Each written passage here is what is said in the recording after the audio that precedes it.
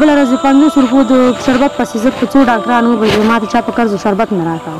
دا نو خیر دی دغه یو اواز ما بېوسۍ واورئ چې دغه لور مې څه ټایم مخکې مریضه وه پوه شوې ولا چې ما ورته د غوړو ګیلن خرڅ کړ او په هغې ما دې ته دارو وکړه هم په 1500 روپو دارو نه کېده خو ډاکټر ته مې ووایي چې خیر دی ما ته کمه دارو راکړه دغه 1500 روپۍ راسره یو دغه ما د غوړو ګیلن خرڅ کړی دی.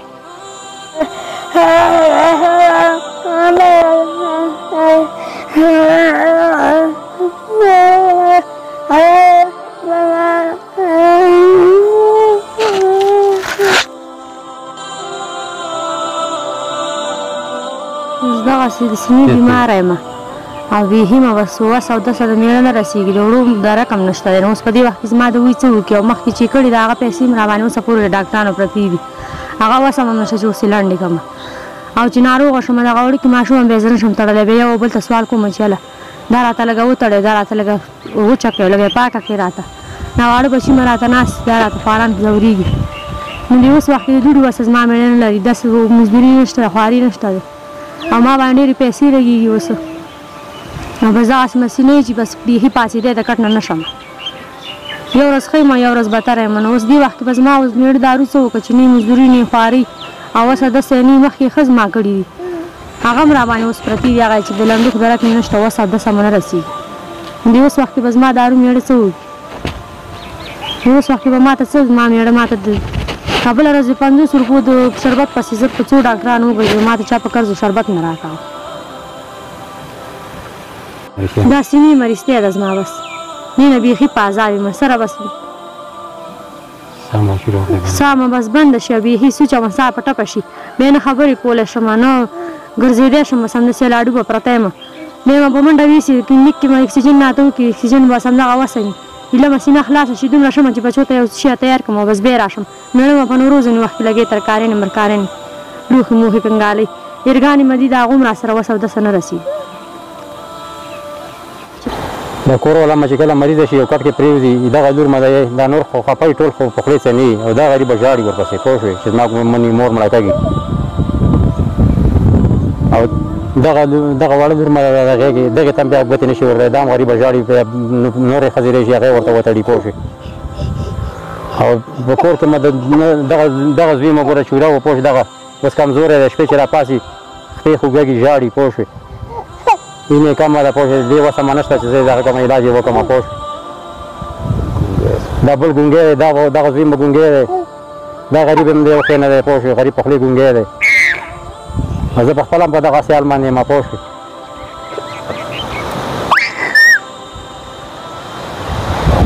د ښځې په مرګ هم نه یم خو دغه وړو بچو ته خفه یم پوه شوې دغه خواران خفه وي او کړنجک وي او ژاړي ورته پوه شوې چې کنې مور هم مړه کېږي پوه شوې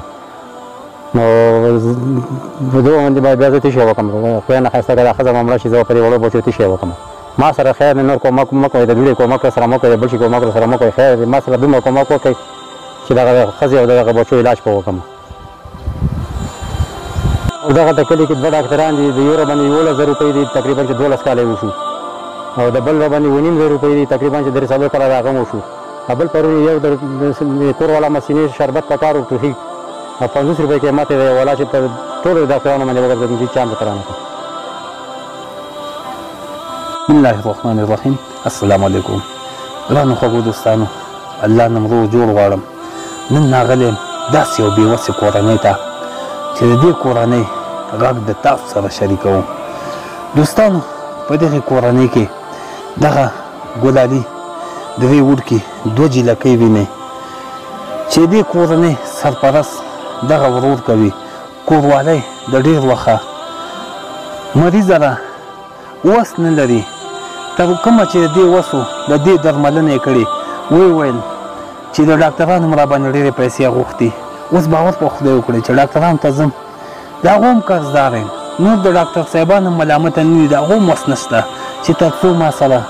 مرسته وکړي قرض وکړي دې په درملنه کې خو د دې درملنه ډاکټرانو ورته ویلي چې په ولسوالۍ کې نه ښار ته وړل غواړي. دوستانو د ده دلته د 50 روپو شربت وس نشته ښار ته وړل په ده باندې دغه خور چې وړي دا په پیسو باندې کېږي باور وکړئ موږ ته خبر شوي وو چې دغه بچیان څو ورځې په ناره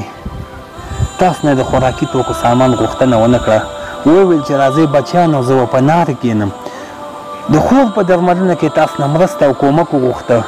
وایي کله مې چې دغه کوروالا مریضه شي هغه د خور خبر هم تاسو واورئ وایي باور وکړئ چې په دې باندې یو د زوب حالات راځي ځکه سینه یې بندېږي بیا دغه بچیان ورته ناست دي او زاړي ورور وویل چې بیا بل څوک راشي زموږ خپل خپلوان او تر څو دغه بچیان چې خور را په جوړېدو په حالت کې کېږي دغه لږ قرار کړي او دغه ماشومه وتړي دوستانو راځئ د دغې کورنۍ غږ واورئ دو باندې رحم وکړئ د الله د رضا لپاره چې ستاسو څومره وس وي د خور په درملنه کې د رور سره کومک وکړئ چې تر څو د دغې خور درملنه وشي او دې ته الله روغ صحت ورکړي انشاءالله د دې په روغ صحت سره به دو خوشحاله کېږي او د یو مسلمان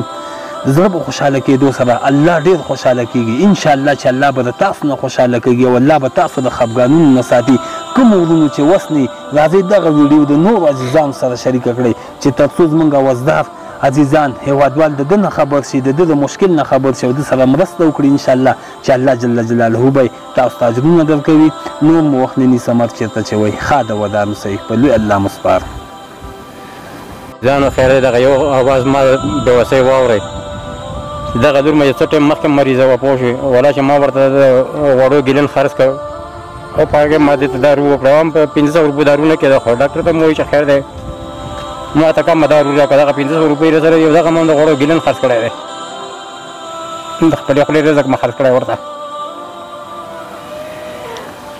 ما سره مرسته وکړي چې دغه کور والا علاج وکړم پوه شو دغه بچي مې دغه یو زوی مشوره دی دا بل زوی مګونګی دی چې دغه علاج په وکړم ما سره د الله د رضا لپاره مرسته وکړئ عزیزانو زه نور هېڅ هم نه غواړم خو دغه کور والا او دغه بچو علاج لپاره نه مرسته غواړم